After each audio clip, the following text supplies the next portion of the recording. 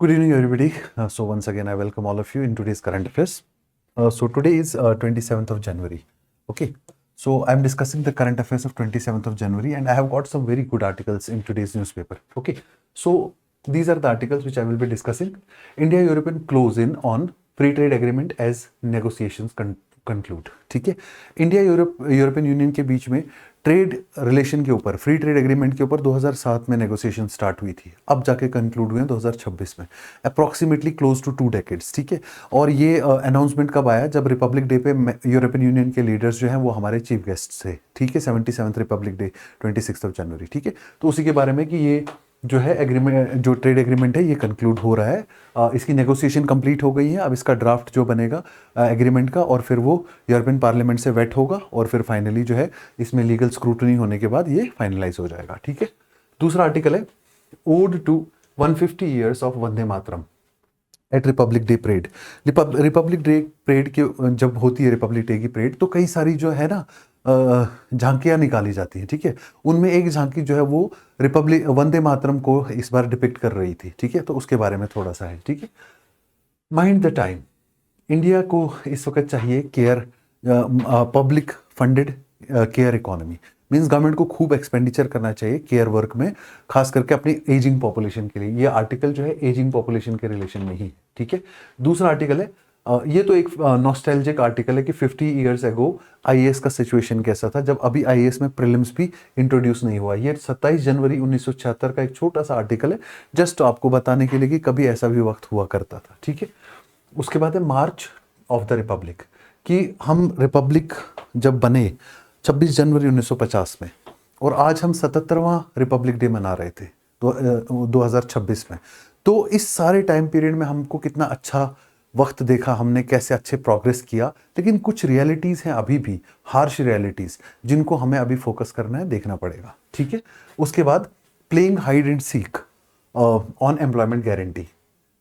अब मनरेगा और वीबीजी राम जी की डिबेट ऑलमोस्ट कंक्लूड हो गई है, आर्टिकल्स आना बंद हो गए. ये एक आर्टिकल फिर से आ गया. लिखा किसने है? One of the finest economist of our country. Originally तो हमारे कंट्री के नहीं है, लेकिन 2022 से अब सिटीजनशिप हमारी कंट्री की है उनके पास, जीन रीज. ठीक है. Jean Dreze has worked very closely with the Nobel laureate of economics in India, Amartya Kumar Sen. ठीक है. तो उनका आर्टिकल है, इसमें बताया गया है कि मनरेगा को ही अगर रिफॉर्म किया जाता तो बड़ी बड़ी चेंजेस करने की जरूरत नहीं थी. ठीक है. How will US exit effect the solar alliance. United states of America में अभी एक लॉ पास हुआ, और उन्होंने कहा हम वर्ल्ड लेवल पे 66 मल्टीलेटरल ऑर्गेनाइजेशन है जिनसे हम एग्जिट कर रहे हैं, जिसमें इंटरनेशनल सोलर अलायंस भी एक ऑर्गेनाइजेशन है जिससे यूएसए ने कहा हम एग्जिट कर रहे हैं. ठीक है. अब इसके एग्जिट से इंडिया को क्या फर्क पड़ेगा, ये इस आर्टिकल में डिस्कस किया गया है. ठीक है. चले सबसे पहले आर्टिकल की तरफ बढ़ते. ठीक है. पहला आर्टिकल क्या कह रहा है कि इंडिया और यूरोपियन यूनियन की जो free trade negotiations, free trade agreement के ऊपर नेगोशिएशन है वो कंप्लीट हो गई हैं. ठीक है.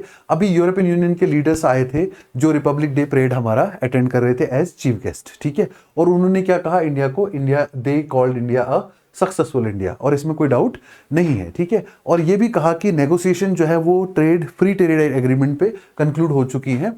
अब ये फ्री ट्रेड एग्रीमेंट क्या होता है? ये एक ऐसा एग्रीमेंट होता है जो दो कंट्रीज के बीच में अगर हो जाए, अगर ये एग्रीमेंट हो जाए, तो इंपोर्ट एक्सपोर्ट उन कंट्रीज के आपस में आसान हो जाता है. क्यों? क्योंकि ट्रेड बैरियर्स जितने भी हैं वो कम हो जाते हैं, या तो नेग्लिजिबल हो जाता है. अगर फ्री ट्रेड एग्रीमेंट है तो नेग्लिजिबल ट्रेड बैरियर्स हैं. ट्रेड बैरियर्स में मेनली जो होते हैं वो टैरिफ्स होते हैं. ठीक है. और दूसरा जो होता है मार्केट के अपने नॉर्म्स एंड रेगुलेशंस होते हैं. तो ओपन मार्केट एक्सेस प्रोवाइड की जाती है. जैसे अभी इंडिया और यूरोपियन का अगर हो गया तो इंडिया के गुड्स को ओपन मार्केट एक्सेस होगी यूरोपियन गुड्स में. और यूरोपियन यूनियन जो है एक कंट्री नहीं है, it is A union of so many countries. तो अगर इसमें क्या होगा कि एक बहुत बड़ी ट्रेड डील स्ट्राइक हो जाएगी. अगर एक ट्रेड डील से हम 29 कंट्रीज जो हैं यूरोपियन यूनियन, 27 यूरोपियन यूनियन की जो स्टेट्स हैं, उनमें क्या हो जाएगा, हमारा फ्री ट्रेड जो है वो स्टार्ट हो जाएगा. और ये एक बहुत ही बड़ा ऑल्टरनेटिव होगा जो हमारे पास इस समय ट्रेड में जो डिफिकल्टीज हैं, particularly after the tariffs which have been imposed by Donald Trump. ठीक है. तो ये बेसिकली हमारे ट्रेड रूट्स को डाइवर्सिफाई करेगी, हमारी ट्रेड को सस्टेनेबिलिटी दे देगी. ठीक है. उसके बाद जैसे हमारे डिफेंस सेक्टर में नेवल फोर्सेस की एक्सरसाइजेज जो हैं इंडो पैसिफिक की सिक्योरिटी के लिए, वो और ज़्यादा आगे डेप्थ में चली जाएंगी, वो और अच्छी तरीके से हो पाएंगी, ठीक है। डिफेंस में defence partnership, energy cooperation, mobility agreement, mobility of work force, है ना, और ये सारी चीज़ें जो हैं यूरोपियन यूनियन के साथ इंडिया आगे साइन करने वाला है, ठीक है। और उसके बाद डिफेंस के मामले में वैसे ही यूरोपियन यूनियन ने काफ़ी प्रेज किया ऑफ सिंदूर के टाइम में कि इंडिया ने जो है बहुत ही अच्छा जो है शोकास किया है डिफेंस में सेल्फ रिजिलियंस, ठीक है। उसके बाद अब इंडिया को जो है बहुत स्टेबल और प्रॉस्पेरस बनाने के लिए वर्ल्ड ट्रेड को स्टेबल और प्रॉस्पेरस बनाने के लिए इंडिया का बहुत बड़ा रोल माना जाता है, क्योंकि India one of the largest democracies है, point number 1। Point number 2, one of the fastest growing economies. Point number 3, also one of the largest economies among top 5 अभी इंडिया साइज के हिसाब से भी है, ठीक है। तो इस हिसाब से अगर हमारा यूरोपियन यूनियन के साथ ये फ्री ट्रेड एग्रीमेंट जो है फाइनली आफ्टर थोड़ा सा इसमें लीगल ब्रूजिंग होगी अभी और लीगलिटीज से क्रॉस होके जब ये एक बार साइन हो जाएगा, it will be one of the biggest success, ठीक है, one of the biggest success stories. अच्छा, इसकी स्टोरी ये मैंने आपको पहले ही बताई कि इसकी नेगोशिएशंस कब से शुरू हुई थी। हमारी नेगोशिएशंस 2007 में शुरू हुई थी। किसके साथ? यूरोपियन यूनियन के साथ। किसके ऊपर? एक फ्री ट्रेड एग्रीमेंट स्ट्राइक करने के ऊपर। लेकिन 2007 से हमें टाइम लगा और उसके बाद 2014 तक हम टॉक्स ही करते रहे, ये फाइनलाइज नहीं हुआ। 2014 से लेके 2022 तक इस पे एक इनडेफिनेट पॉज लगा रहा, ठीक है। और ये पॉज जो है 2025 के बाद रिज्यूम हुआ और 2022 के बाद रिज्यूम हुआ और फाइनली 2026 में ट्रेड टॉक्स जो है वो कंक्लूड हो गई। अब टॉक्स के बाद मैंने आपको क्या बताया कि लीगलिटीज वर्कआउट की जाएंगी, जो लीगल चीजें हैं वो डिस्कस की जाएंगी और फाइनली ये जो है एक्चुअली अब 17 यूरोपियन यूनियन की जितनी भी स्टेट्स हैं 27, उन सभी को ये भेजा जाएगा, ठीक है, ट्रांसलेटेड लैंग्वेज में, ताकि वो भी पढ़ लें। और जब वो एक बार रेटिफाई कर लेंगे फिर यूरोपियन पार्लियामेंट में आएगा और वहां पे जब रेटिफाई हो जाएगा तो this will be final and it will be one of the biggest trade deal in decades. Why? Because it is giving access to entire European Union. Get the point. So Republic Day पे हम आप ये मान सकते हैं कि हमारी सबसे बड़ी जो है एक अचीवमेंट है कि हम एक बड़ा ट्रेड डील जो है वो साइन कर पा रहे हैं, ठीक है। हाँ, इसके बाद नेक्स्ट आर्टिकल जो है that is related to Vande Mataram. Vande Mataram का जो 150 ईयर्स अभी हो गए, ठीक है। इंटरेस्टिंग चीज ये याद रखनी है, वंदे मातरम के ओरिजिनल कितने स्टैंजास थे? 6 स्टैंजास, ठीक है। तो जब ये फर्स्ट टाइम जो है ये गाया गया, ये कांग्रेस की एक मीटिंग में गाया गया। It was in 1869, first time it was 1869 जब कांग्रेस, इंडियन नेशनल कांग्रेस की एक मीटिंग में इसको गाया गया और इसके ऊपर क्वेश्चन उठे कि क्या हम इसको यूज कर सकते हैं एज नेशनल एंथम, ठीक है। और बाद में इसको एक पॉलिटिकल स्लोगन के रूप में भी यूज किया गया। कब? 1905 में, ठीक है, जब पार्टीशन ऑफ बंगाल हो रहा था, ठीक है। It was used as a political slogan, ठीक है। अब इसमें जब डिस्कशंस आए कई दफा कि क्या इसको एक नेशनल सॉन्ग या नेशनल एंथम का स्टेटस दिया जाए या नहीं, संस्कृत लैंग्वेज में है ओरिजिनली, बड़ा टिपिकल है, याद रखना, ठीक है। तो इसलिए इसको कुछ स्टैंजास जो है इसके ओमिट किए गए और कुछ स्टैंजास जो ग्लोरीफाई करते हैं इंडिया को, ठीक है, उनको क्या डिक्लेयर किया गया? उनको अडॉप्ट किया गया एज नेशनल सॉन्ग, ठीक है। और नेशनल सॉन्ग कब इसको अडॉप्ट किया गया? On 24 of January, if I am not wrong, dates में थोड़ा सा देख लेना, 1950 इसको नेशनल सॉन्ग डिक्लेयर किया गया, ठीक है। अब यहां पे इसको कंपोज करने वाले कौन है? बंकिम चंद्र चटर्जी, ठीक है। कई दफा इस आर्टिकल में भी बंकिम चंद्र चट्टोपाध्याय लिखा हुआ है, ठीक है। तो मैंने कहीं पता नहीं किसी बुक में पढ़ा था या किसी से सुना था, एग्जैक्टली याद नहीं है, लेकिन ये जो चटर्जी, बैनर्जी, ये सारे कास्ट जो है ये बेसिकली इंडियन कास्ट जो है उनका एक्चुअली ब्रिटिश एक्सेंट में ब्रिटिशर्स ने उनको प्रोनाउंस करना मुश्किल हो रहा है तो चेंज कर दिया। जैसे Banerjee was change, Bandopadhyay was a caste and that was change to Banerjee. Chattopadhyay was a caste and that was change to Chatterjee. तो बंकिम चंद्र चटर्जी और Bankim Chandra Chattopadhyay who has basically composed this song, ठीक है। So now how we have descended over a period of time, ठीक है। अब ये बंकिम चंद्र चटर्जी का एक नॉवेल भी था that is also important for prelims purpose, that is called आनंद मठ, ओके, आनंद मठ, ओके। सो आनंद मठ जो है ये नॉवेल है, इनका बंकिम चंद्र चटर्जी का, तो इसमें उन्होंने क्या कर दिया, इसमें भी इसका जो है उन्होंने पब्लिकेशन किया था, ठीक है, ये इसमें भी पब्लिकेशन किया था। और एक और मैगजीन है जो बंगाल में उस टाइम पब्लिश होती थी, that is called as Bangadarshan, ठीक है। Bangadarshan was a magazine which was being publish in Bengal. जब आप फ्रीडम स्ट्रगल पढ़ते हैं उसमें बंगादर्शन का कई जगह जिक्र आता है, जब anti British protest particularly partition of Bengal के टाइम में हुए थे तो उसमें भी इसका जिक्र आता है, ठीक है। सो ये कुछ प्रीलिम्स के पॉइंट है और इंटरव्यू के पॉइंट ऑफ व्यू से भी थोड़ा इंपॉर्टेंट है, कभी कभी पूछा जाता है वंदे मातरम की थोड़ा सा स्टोरी या हिस्ट्री हमें बताओ, ठीक है। अब ये कंपोज कब हुआ था first time it was compose इन, यहाँ पे मैंने गलत लिख दिया, 1896 है first time it was discussed in 1896 in a Congress session first time, ठीक है। जबकि composition इसका हुआ था 1875 में। 1875 is the year when it was composed, okay।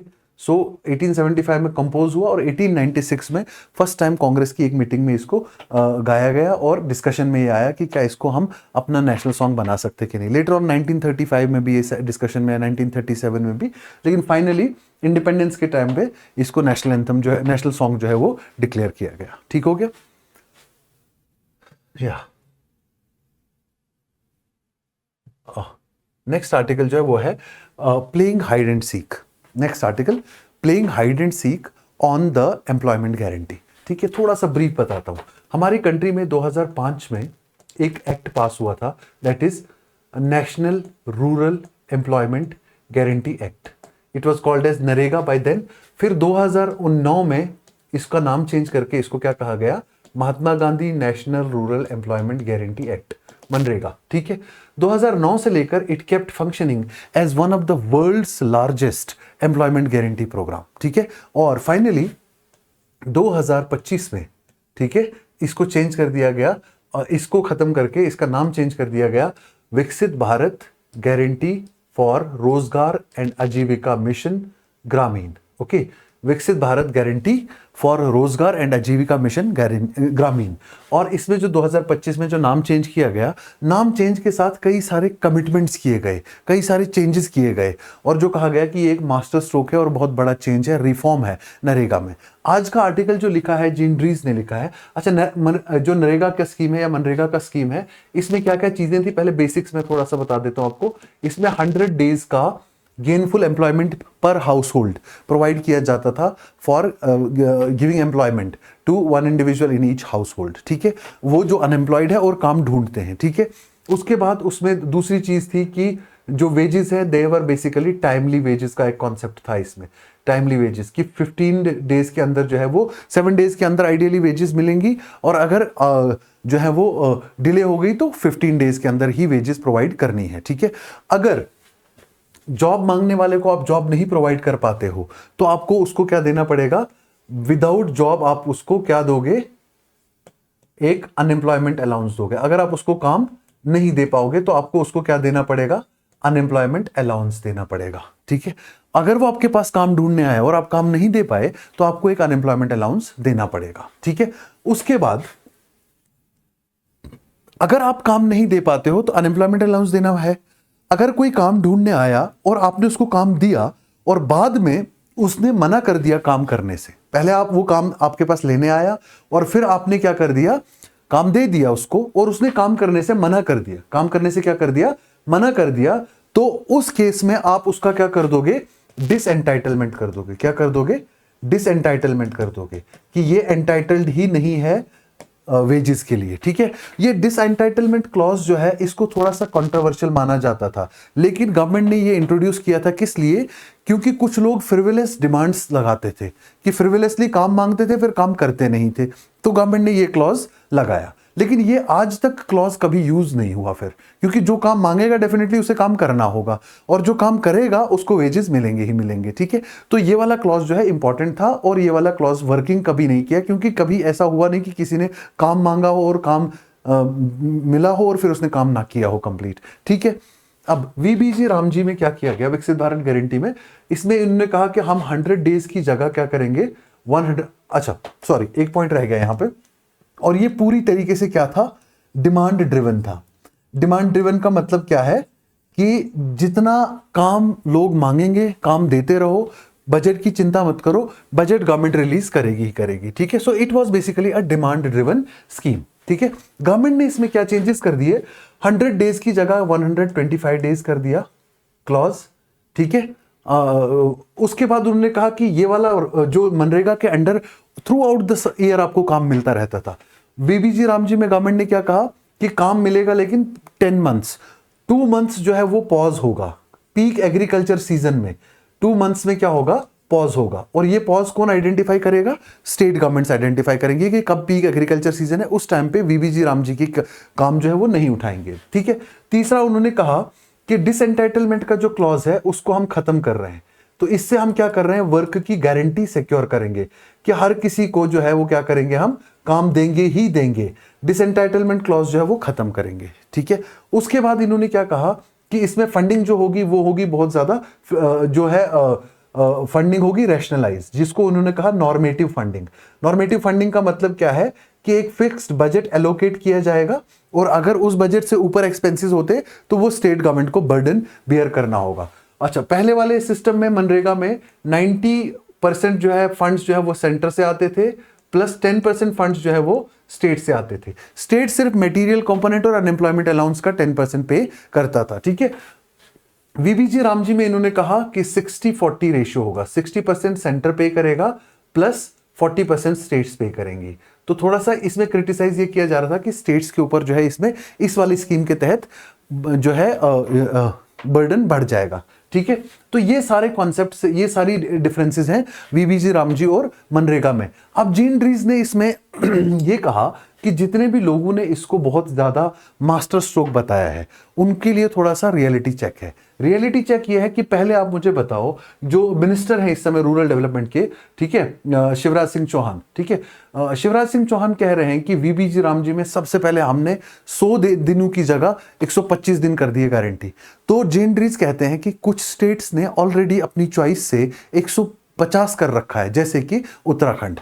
कुछ स्टेट्स हैं जैसे राजस्थान, जिन्होंने 2023 में कितना कर रखा है, 125 उन्होंने भी कर रखा है। तो ऐसा ही पैन इंडिया लेवल पे 125 कर देते, मनरेगा के अंडर ही नया स्कीम लाने की क्या जरूरत है। आपने 125 दिन तो ले आए, ठीक है, लेकिन आपने एक क्लॉज ये रखा कि ये तो पैन इंडिया एप्लीकेबल था, MNREGA was pan India applicable.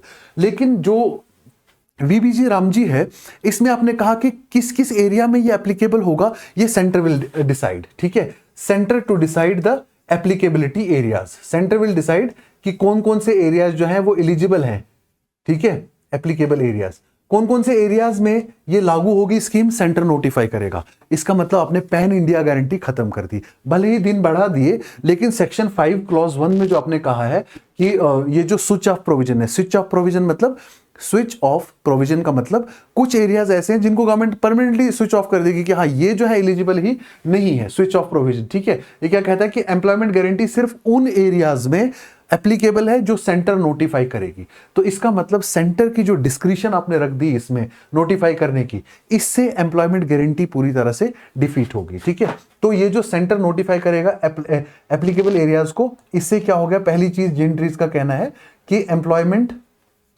Guarantee जो है वो क्या हो गया, डिफीट हो गया।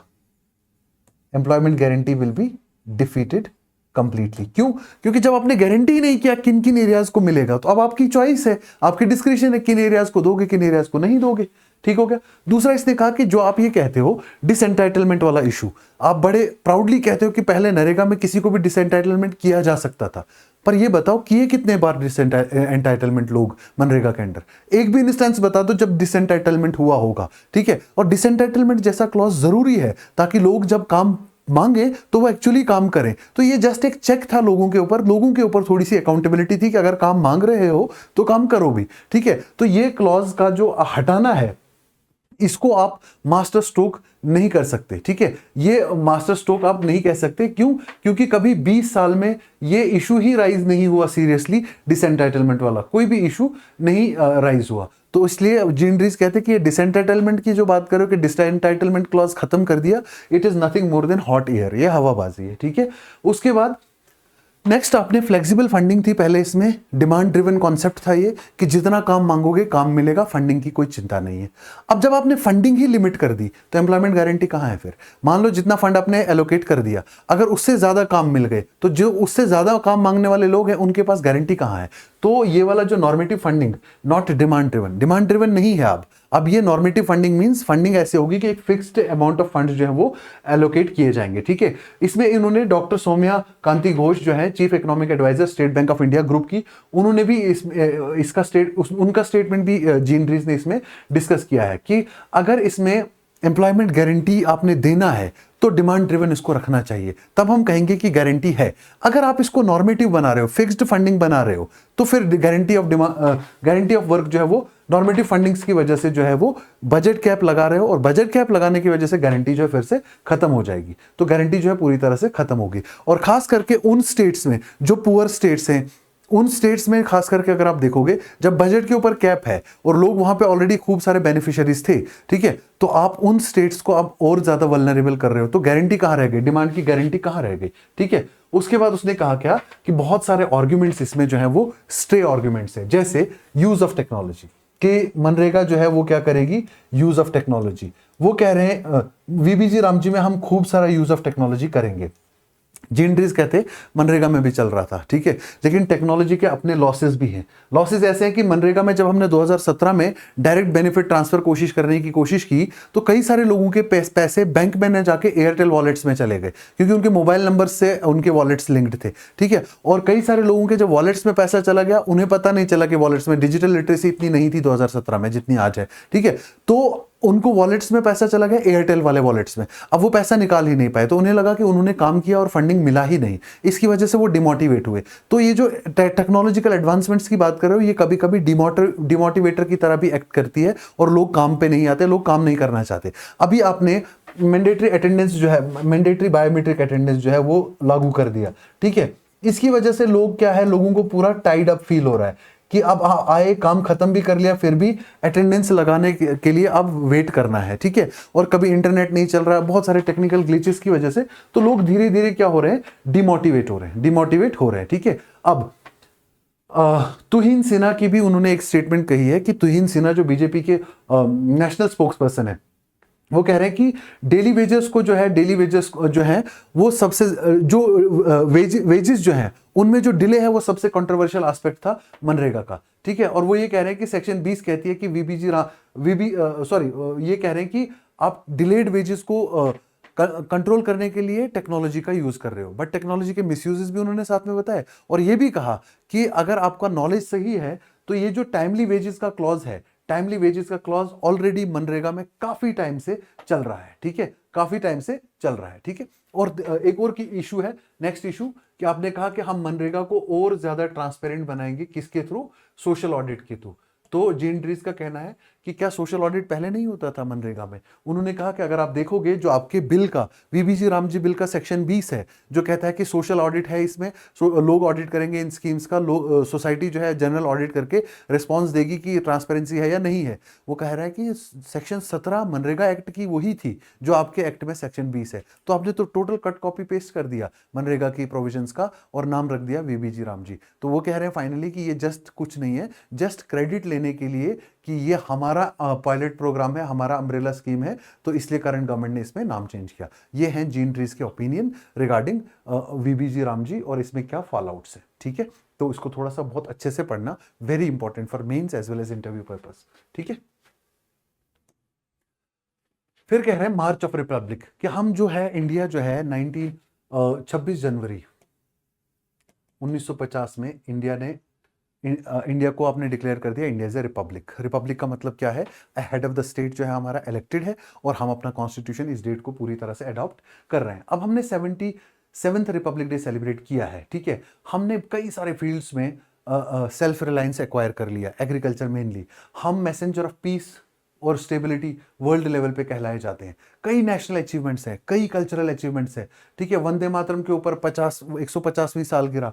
सरदार वल्लभ भाई पटेल जिनका बहुत ही बड़ा हाथ रहा है इंडिया को यूनाइट करने में, उनका 150वां बर्थडे बर्थ एनिवर्सरी। ठीक है, ऑपरेशन सिंदूर में, डिफेंस में आपने सेल्फ रिलायंस दिखा दिया, ठीक है, economic reforms, GST, new labour code, excellent work, ठीक है। लेकिन कुछ हार्श रियलिटीज है, ठीक है। Farmers, sanitation workers, teachers, scientist, health care professionals, इनको भी स्पेशल मेंशन किया प्रेसिडेंट साहब ने अपनी स्पीच में, प्रेसिडेंट साहिबा ने, ठीक है। लेकिन हमारे पास कुछ चीजें अभी भी हैं कि हमारा economic growth, economic progress, international presence ये सफिशिएंट नहीं है। हमारे घर में कुछ प्रॉब्लम्स चल रही हैं। सबसे बड़ी घर में जो प्रॉब्लम चल रही है वो चल रही है इस समय सेंटर स्टेट रिलेशंस कैसे हैं, ठीक है। मैंने आपको पहले ही कहा गवर्नर्स के इश्यूज की वजह से, खास करके अपोजिशन रूल्ड स्टेट्स जो हैं, सेंटर स्टेट रिलेशंस बड़ा ही एक हमारा फ्रिक्शन जोन है जहां पे बहुत ज्यादा प्रॉब्लम चल रही है, ठीक है। उसके बाद फेडरल पॉलिटिक्स जो है बहुत ज्यादा वीक हो रही है, फेडरल पॉलिटिक्स, ठीक है। उसके बाद वीकनिंग इंस्टीट्यूशंस, कुछ इंस्टीट्यूशंस जो हैं जितने वो स्ट्रांग होने चाहिए थे उतने वो स्ट्रांग नहीं है।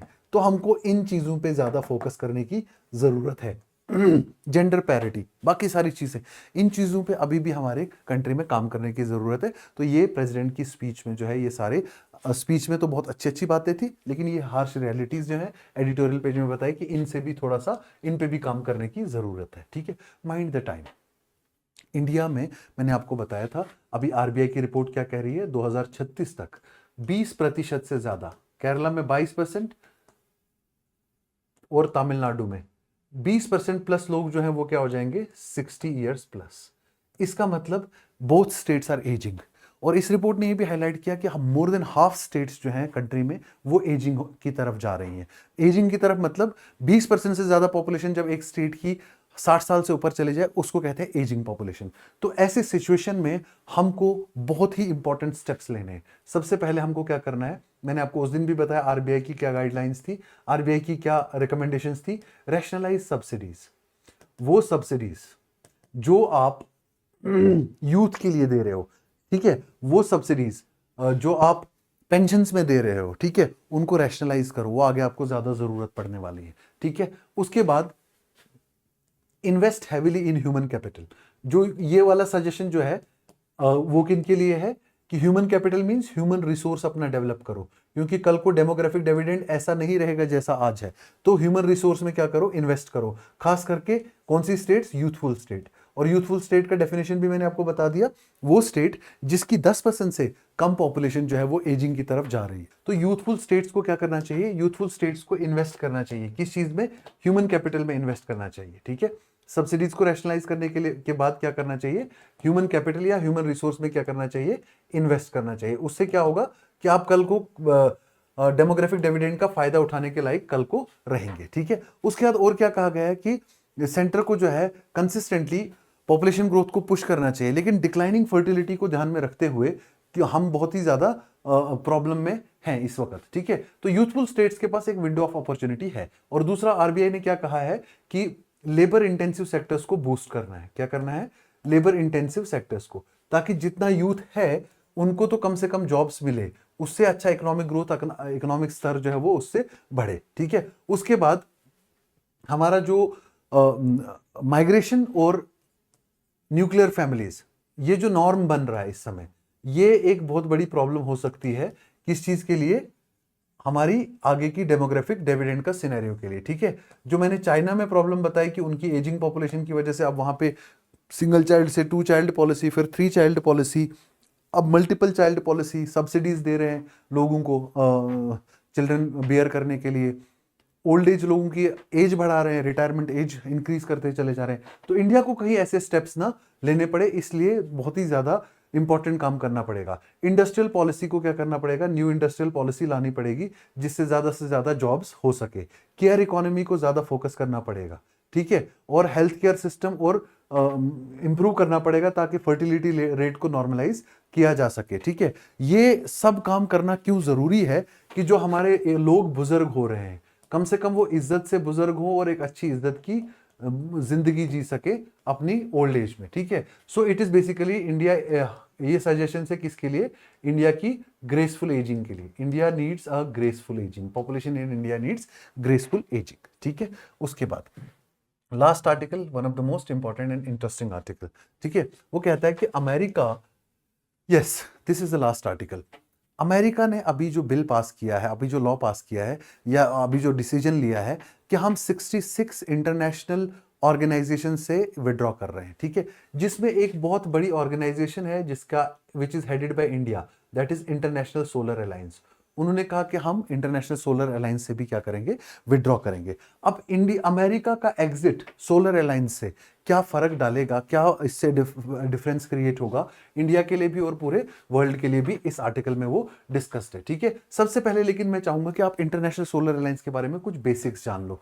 इंटरनेशनल सोलर अलायंस जो है ये एक इंटरनेशनल इंटर गवर्नमेंटल ऑर्गेनाइजेशन है जो कब लॉन्च हुई थी, इट वॉज लॉन्च्ड इन 2015, ठीक है, 2015, ठीक है। 2015 में conference of parties 21st COP21 summit हुआ था, कहां पे, पेरिस में। कहां पे हुआ था COP21? पेरिस में, 2015 में। और वहां से उन्होंने एक सोल्यूशन, सस्टेनेबल सोल्यूशन ढूंढने की कोशिश की थी कि कैसे एक ऐसा प्लेटफॉर्म बनाया जाए जिसमें हर कंट्री को क्लीन एनर्जी की एक्सेस मिल सके और क्लाइमेट चेंज को कर्व कर सके। तो फिर वहां से एस्टेब्लिश हुआ था इंटरनेशनल सोलर अलायंस, ठीक है। इंडिया और फ्रांस ने ये एस्टेब्लिश किया था और इसका जो हेडक्वार्टर है that is at NISE in Gurugram. What is NISE? NISE is National Institute for of Solar Energy in Gurugram, ठीक है। उसके बाद पहली इंडिया में International Solar Alliance is the first international organisation which was set up in India, ठीक है। और इसका ऑब्जेक्टिव क्या है कि solar energy, solar power generation का कॉस्ट कैसे रिड्यूस किया जाए, ठीक है, और सोलर फाइनेंस के लिए कैसे हम ज्यादा से ज्यादा रिसोर्सेज बिल्डअप कर सके, ठीक है। अब आज की डेट में ग्लोबल सोलर कॉर्पोरेशन में इंटरनेशनल सोलर अलायंस का बहुत बड़ा रोल है। It plays a very key role in advancing global solar corporation, ठीक है। और इसका जो मेनली मिशन क्या है, it is guided by its towards 1000 strategy.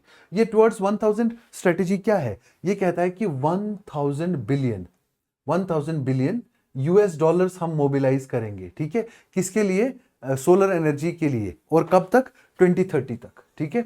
अब यूएस से जो है इसमें सबसे ज्यादा 1000 मिलियन लोगों को क्या मिलेगा? क्लीन एनर्जी का एक्सेस मिलेगा। और 1000 गीगावाट जो है हमको क्या करना है? सोलर एनर्जी कैपेसिटी को इंस्टॉल करना है बाय 2030। और इससे क्या होगा? सोलर जो ग्लोबल एमिशंस हैं उनको हम कम कर पाएंगे, ठीक है। कितना? कम से कम 1000 million tons of CO2 every year we have to reduce.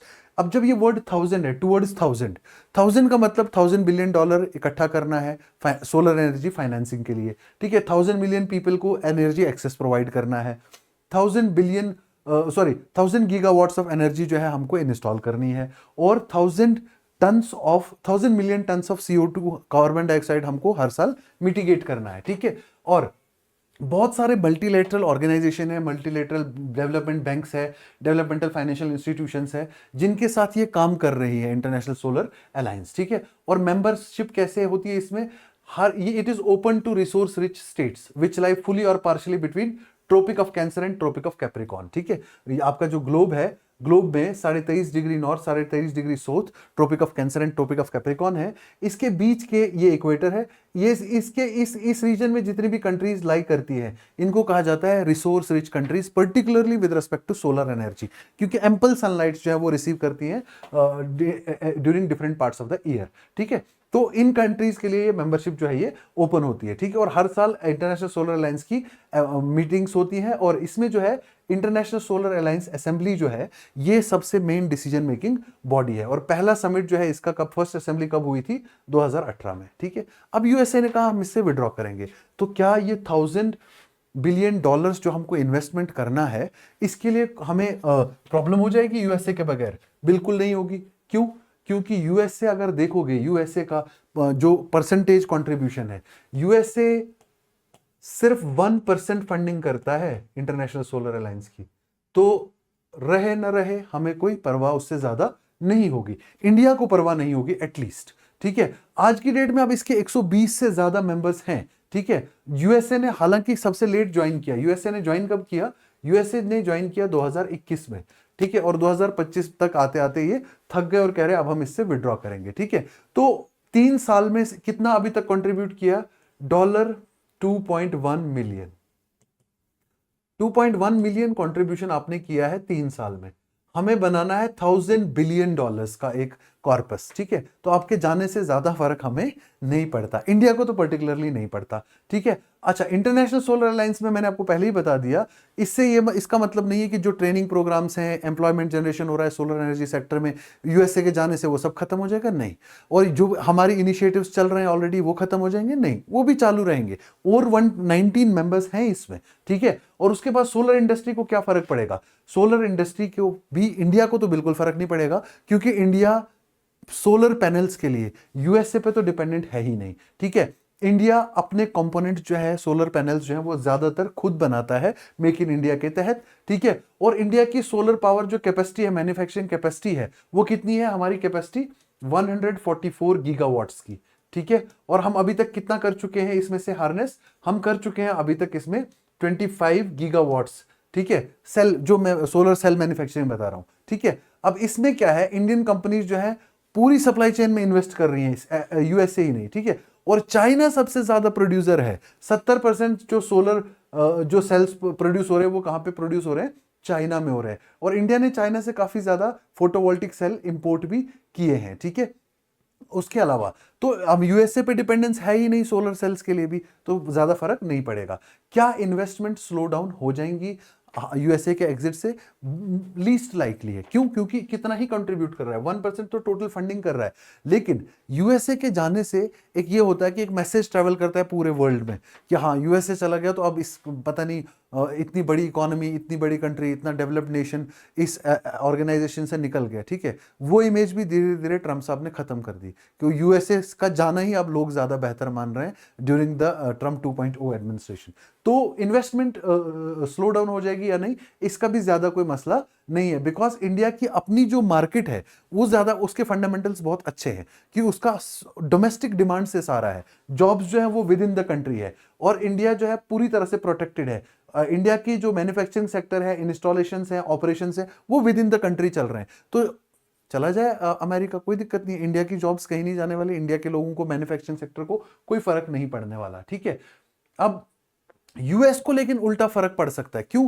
क्योंकि अगर चाइना के साथ दिक्कत करेगा, मैक्सिको के साथ दिक्कत करेगा, या इंडिया, इन दोनों कंट्रीज के साथ, इसके साथ ऑलरेडी सप्लाई टेंशंस तो है ही, और सप्लाई टेंशंस होने की वजह से यूएसए को खुद प्रॉब्लम हो सकती है, क्योंकि अगर उसको renewable energy, clean energy equipment चाहिए, वो चाइना, मैक्सिको, इन पे डिपेंडेंट है। अब इन्हीं के साथ ट्रेड टेंशंस चल रही हैं, तो इंडिया को एक मौका मिल सकता है कि तुम क्लीन एनर्जी इक्विपमेंट जो है अब यूएसए भेजो, तो हमारा एक्सपोर्ट मार्केट खुलेगा उल्टा, हमें फर्क नहीं पड़ने वाला। लेकिन इकोनॉमिक रिस्क जो है वो पर्टिकुलरली अफ्रीका या और देशों को है, ठीक है। अफ्रीका या other poorer countries, Africa and poorer countries, क्योंकि वो कंट्रीज चलती हैं पूरा कॉन्फिडेंस के ऊपर। लोन जो देते हैं बैंक, उनको कॉन्फिडेंस के ऊपर देते हैं। बैंक्स को जब पता चलता है कि यूएसए ने विड्रॉ कर लिया, बैंक्स एप्रीहेंसिव हो जाते हैं कि इस ऑर्गेनाइजेशन का अब फ्यूचर क्या है। तो ऐसी कंट्रीज जो लैंडिंग के ऊपर पूरी तरह से डिपेंडेंट है, ऐसी कंट्रीज को जो है थोड़ा सा दिक्कत हो सकता है, ठीक है। क्योंकि जैसे ही यूएसए बैक स्टेप करती है किसी चीजों को, लेंडर जो है वो थोड़ा सा कॉशियस हो जाते हैं, तो प्रोजेक्ट्स थोड़े से स्लो हो सकते हैं, लैंडिंग उनको धीरे धीरे मिल सकती है, ठीक है। और उनके डिसीजन जो है वो थोड़ा सा डिले हो सकते हैं, तो decision making can take a bit longer, ठीक है। लेकिन सोलर ग्रोथ जो है उसमें कोई दिक्कत नहीं होगी, और इंडियन कंपनीज पूरी तरह से एक्सपेंशन मोड में है सोलर सेक्टर में, ठीक है। और इसके अलावा क्लाइमेट लीडरशिप और डिप्लोमेसी के लिए, पर्टिकुलरली ग्लोबल साउथ में, इंटरनेशनल सोलर अलायंस एक बहुत बड़ा टूल है, और इंडिया इसको लीड कर रहा है, और इंडिया के ऊपर मोस्टली हर कंट्री ट्रस्ट करती है बहुत इजीली। तो इसलिए अब जो है इंडिया की लीडरशिप पहले भी थी, लेकिन यूएसए के एग्जिट के बाद India's leadership comes with more responsibility, थोड़ा ज्यादा रिस्पॉन्सिबल जो है इंडिया को बिहेव करना पड़ेगा, ठीक है। और आगे का फ्यूचर क्या है? अब फ्यूचर ये है कि ना तो सोलर पावर कॉस्टली हो जाएगी, ना डोमेस्टिक प्रोजेक्ट्स थ्रेटन हो जाएंगे, ना तो अनएम्प्लॉयमेंट कम हो जाएगा, ना इन्वेस्टमेंट की चैलेंजेस हैं। ज्यादा चैलेंजेस क्या हैं? ज्यादा चैलेंजेस ये हैं कि क्लाइमेट लैंडस्केप जो है वो डिवाइड हो जाएगा। अब एक तरफ यूएसए है और उसके साथ कुछ तो अलाइज है, और एक तरफ इंटरनेशनल सोलर अलायंस की मेंबर कंट्रीज हैं, ठीक है। तो हमेशा जब दो ब्लॉक्स बन जाते किसी जगह पे, तो वहां पे कंपटीशन में कोई भी कंट्री जो है वो पूरी तरह से सपोर्ट नहीं करती। अब यूएसए जो सबसे क्लाइमेट चेंज में जो एमिशंस में कंट्रीब्यूटर है, biggest, one of the largest contributors, वो इससे हटेगा, बोलेगा मेरी क्लाइमेट चेंज को कर्व करने की रिस्पॉन्सिबिलिटी है नहीं। तो क्लाइमेट चेंज का जो फ्रेमवर्क है वो थोड़ा सा जियोपार्डाइज हो सकता है, बाकी ज्यादा कोई भी दिक्कत नहीं है। इंडिया की अपनी जो सोलर एनर्जी है वो पूरी तरह से सेफ है, ये हमारे लिए शॉक नहीं है, लेकिन क्लाइमेट एक्शन की वजह से हमें थोड़ा सा ये स्ट्रेसफुल एनवायरनमेंट दे सकता है। So it is a stress test, बाकी कुछ नहीं। इंडिया जो है आज की डेट में बेटर प्रिपेयर्ड है यूएसए का एग्जिट हैंडल करने के लिए। Not only India, whole world is better prepared to handle US exit from International Solar Alliance. Get the point? ठीक है, आज के समाचार समाप्त हुए। ठीक है, कल फिर मिलेंगे बहुत अच्छे समाचारों के साथ। ठीक है, इस आर्टिकल को, न्यूज़पेपर को बहुत अच्छे से पढ़ लीजिएगा, इट विल हेल्प यू। अच्छा, एक और चीज, नॉस्टैल्जिक चीज मैं आपको बताने जा रहा हूं। ठीक है, this article I saw in today's newspaper, it is basically 27th of January 1976, approximately 50, not approximately, actually 50 years ago। ठीक है, उस टाइम पे गवर्नमेंट सोच रही थी, यूपीएससी सोच रही थी कि कैंडिडेट्स बढ़ रहे हैं यूपीएससी में। एक जमाना था जब 1100 कैंडिडेट्स अपीयर हो रहे थे एग्जाम में। आज की डेट में इतनी तो पोस्टें होती, सॉरी 11,000 कैंडिडेट्स अपीयर हो रहे थे। फिर 1970 तक आते आते 1975 तक आते आते ये नंबर हो गया कितना, 30,000। तो गवर्नमेंट को लगा कि नंबर बढ़ रहा है, इसलिए यूपीएससी में सरदर्द इनिशिएट करने की जरूरत है। प्रीलिम्स पीटी, जिसको प्रिलिमिनरी टेस्ट बोलते हैं। ठीक है, प्रीलिम्स जो है वो हमको इंट्रोड्यूस करना पड़ेगा। ठीक है, ये थॉट है यूपीएससी की, ये वो न्यूज़ है। ठीक है, इस न्यूज़ को पढ़ के मुझे एक चीज़ लगा कि वक्त एक जैसा नहीं रहता। कहाँ 11,000 लोग फॉर्म भरते हैं और कहाँ आज इतने लाख लोग फॉर्म भरते हैं। ठीक है, 30,000 लोग फॉर्म भरते थे। ठीक है, तो क्या कंपटीशन बढ़ गया उस दिन से लेकर आज तक?